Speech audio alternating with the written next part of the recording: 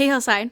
So I've been reading through a lot of the epistles lately, and when I got to Ephesians, in chapter 6, verse 12, is a very well-known verse, often quoted verse, and it's, "For we do not wrestle against flesh and blood, but against principalities, against powers, against the rulers of the darkness of this age, against spiritual hosts of wickedness in the heavenly places."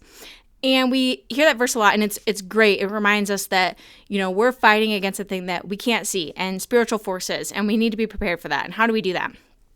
But something else struck me about this verse this time, and it was the first part, that we do not wrestle against flesh and blood. So in addition to this verse telling us that great thing that, yes, warning us that we're fighting against something that we can't see and this spiritual enemy, it also is telling us at the same time that things of flesh and blood are not the enemy.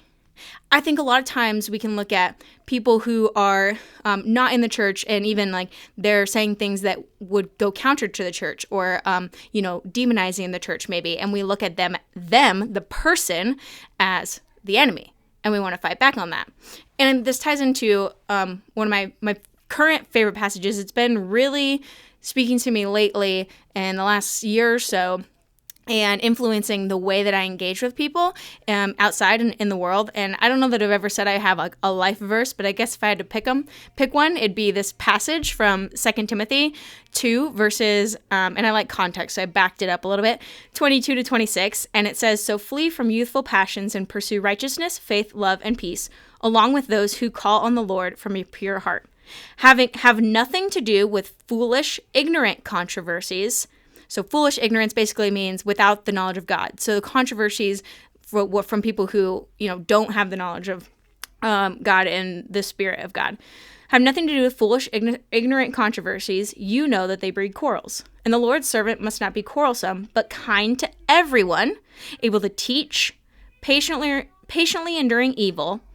And this is like when we get into the big part of it for me, "correcting his opposition with gentleness, God may perhaps grant them repentance, leading to a knowledge of the truth, and they may come to their senses and escape from the snare of the devil after being captured by him to do his will."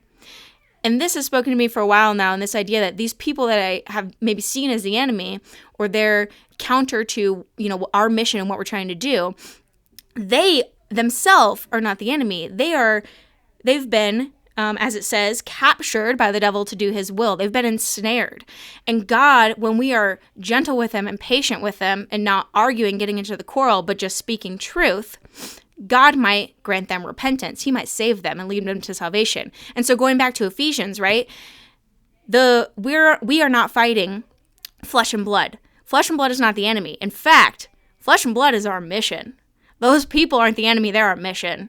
And we're trying to save them from what they've been ensnared in. And that has really dictated me this, my learning and my processing, how I'm engaging with the world and people outside of the church, and like what evangelism looks like, and being in the world, what that looks like.